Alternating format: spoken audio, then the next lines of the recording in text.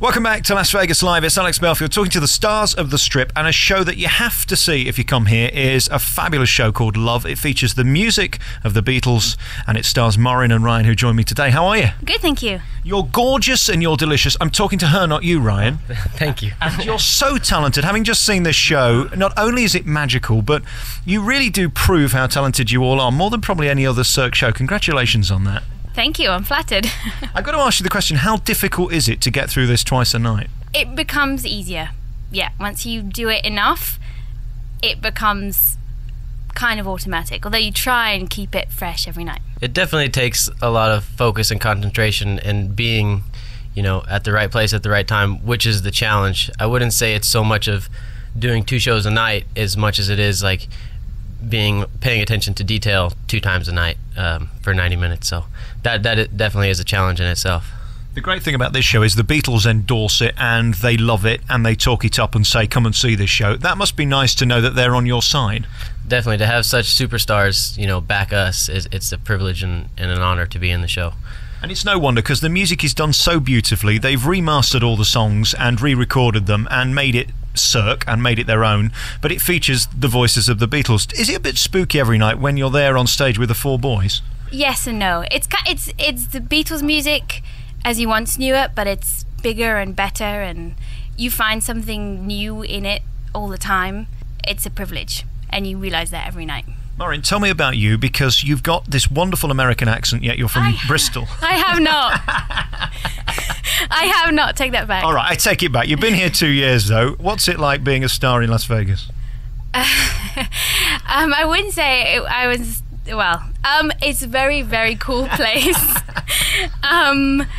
It's like no city that you've ever experienced. You have to come here to believe it.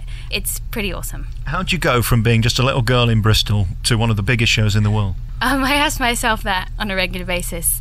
I come from a gymnastics background. I went to university and did all that, and then I found circus, and then Cirque found me. So, and I've never looked back. So, Ryan, tell me your story. My story is pretty interesting. I was a gymnast as well, and then I went into coaching. After coaching, on some holiday, I can't even remember why I came out to Las Vegas, but I came to Las Vegas to see my friend who was in the show. And I stayed at his house and I watched the show, having no intention of ever coming here or doing it. He got me an on-stage audition on my last day of vacation.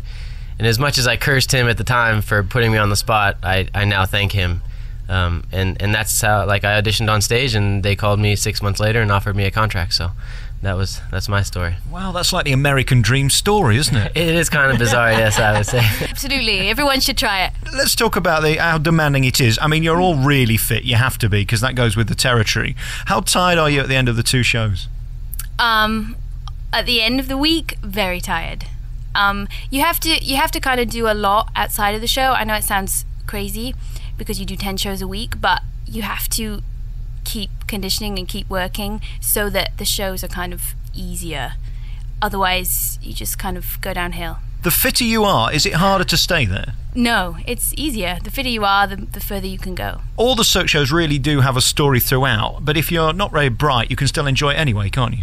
Oh, you can enjoy the show. I mean, it's bright lights, acrobatics, dancing, loud music that everyone can relate to. So even if you don't get the story and you don't see, from the beginning to the end of the show, and you don't understand the timeline, you still sit back and you're just in awe of everyone and all the performers and the music. And it really is like, when I came, I watched the show, and I didn't really understand, to the fullest the exact story, but you just sit there and you're just like, wow, this is so amazing. And then of course I'm sitting there like, I can't wait to be in it. I want to go now.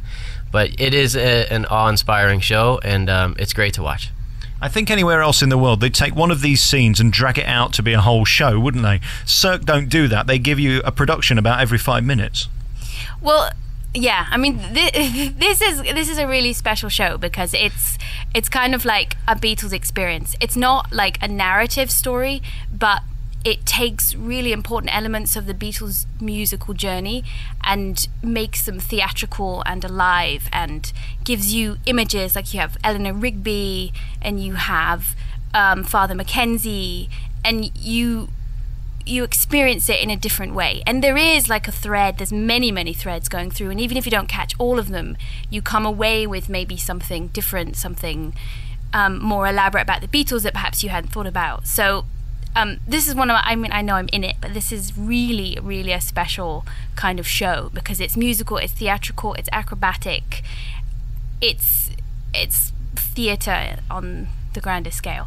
And the costumes are just phenomenal. I mean, you see the money dripping off you guys as you run around the stage. I mean, literally every few seconds there's a new costume.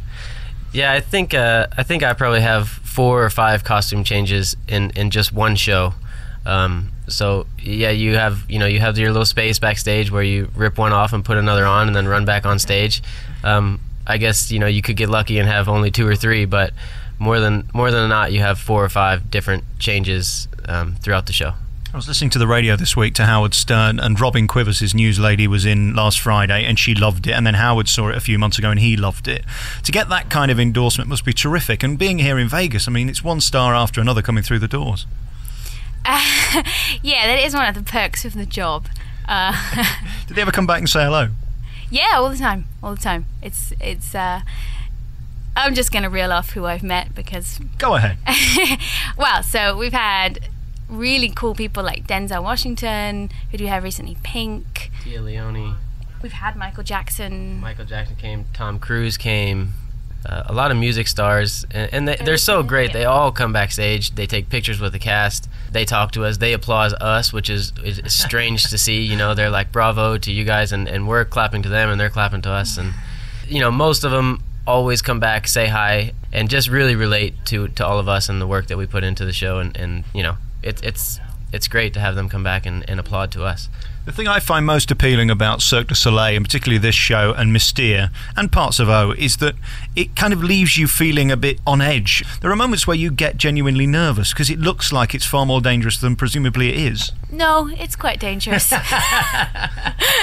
It is pretty... Yeah, you should be on edge. That's what we aim to do. We aim to make it look easy, but at the same time, you have to realize that there's lots of danger and height and suspense involved. Because flying, dropping, falling, chasing, running, and then the stage moves on top of that. I mean, you literally can fall at any point 6 feet, can't you? Definitely, you have to keep your eyes open, yeah.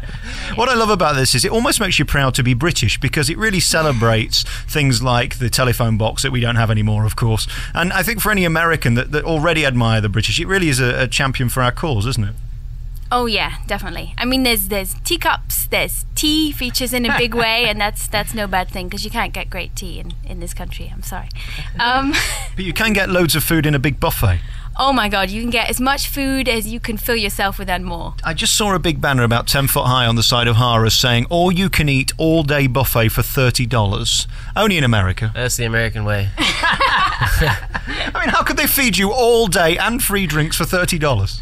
Because I think some people could take right. it. How difficult is it for you to stay in shape? Is the show enough to keep you fit, or have you got to work really hard behind the scenes like you were talking about earlier?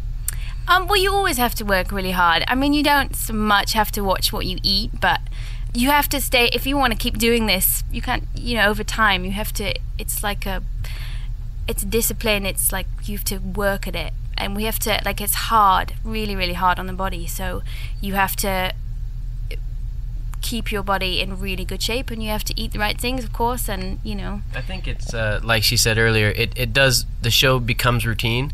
In which case your body can adapt and then you don't feel like you're working as hard if you're doing the same show each night. So you do have to change it up behind the scenes, before the show, after the show, condition, stretch, just to keep your body fit enough and durable enough to last 10 shows a week.